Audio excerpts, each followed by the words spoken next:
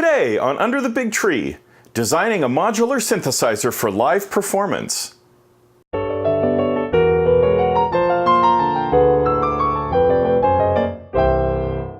The journey of designing your own personal modular synthesizer system is never a straight line. It's filled with curvy roads, off-ramps that lead to nowhere, and interim destinations that sounded good on paper but weren't what you expected in practice.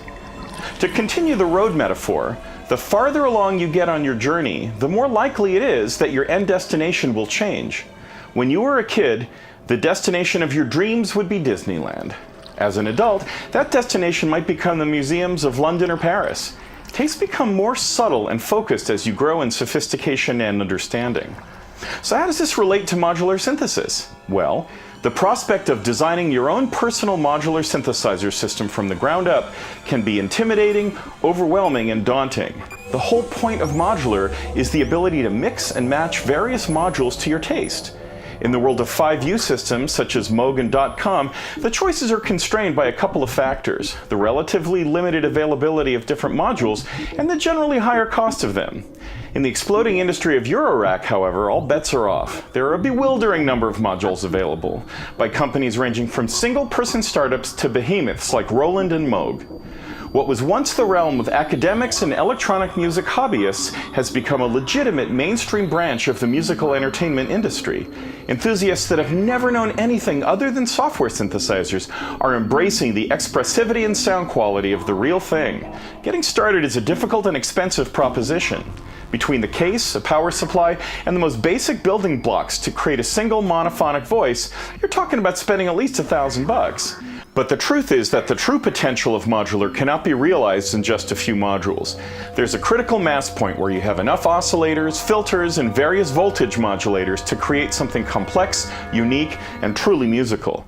That point, and the combination of modules that you have, is something that proceeds organically as a result of your knowledge of the craft. Getting to the state of having a system that really fits your specific musical goals requires iteration, experimentation, and making some mistakes along the way. Unfortunately, Eurorack modules are still a fairly expensive proposition, either in terms of the money you spend on pre-built modules or the time you spend building modules from kits.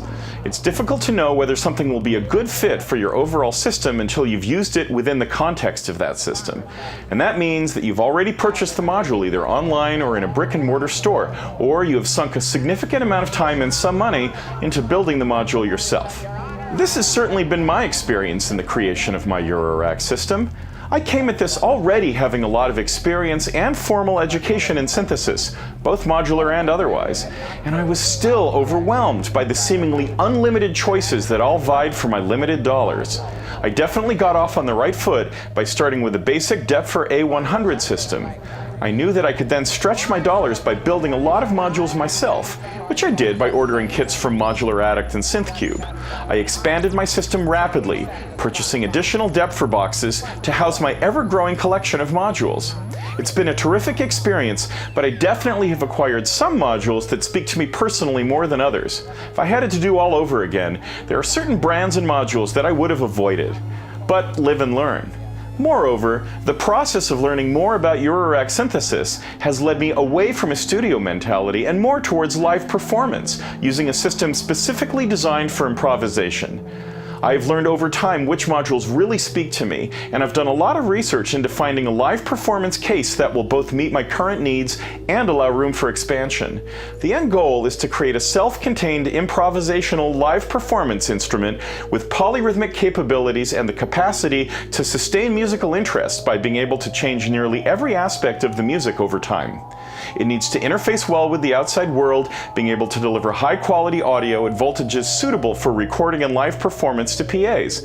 It needs to surprise and challenge me every time I approach it, and yet maintain an internal logic and coherence that allows me to manipulate it quickly and artfully. This is no small challenge, but I'm excited by the prospect of this new modular journey. My approach will be to take it in a modular fashion, focusing on various aspects of the system a bit at a time and integrating modules from my current recording rig, as well as purchasing and building carefully thought out modules that fulfill a specific need within the system. And I hope that you'll go on the ride with me, watching the videos as I chronicle the process, and joining the conversation by giving me your feedback and experiences within the comments section of this series of videos. I'll be documenting my specific design goals, and then we'll see and hear in practice how the choices of modules work together to fulfill those goals. Once it's all together, it'll be fun to present some live improvisational performance videos, both on my own and hopefully in collaboration with other artists. So after this introduction, the next video in the series will be an unboxing of the MDLR performance case I ordered from MDLR Case in the Netherlands.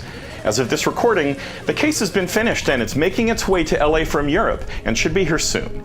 I can hardly wait to share it with you and to begin exploring which sound generators and signal routers will be finding their way into this performance instrument. I'm not in any big hurry here. This is art for art's sake, and I'm more interested in getting it right than getting it done quickly. But over time, we should see the various systems come online and work together to create a whole that is truly more than the sum of its parts. Hope that this step-by-step process will help those of you out there who are also trying to build a modular system that truly resonates with who you are. Thanks for listening, and as always, if you like what we're doing here, please feel free to like, share, and subscribe. For now, this is Nick of Under the Big Tree, signing off.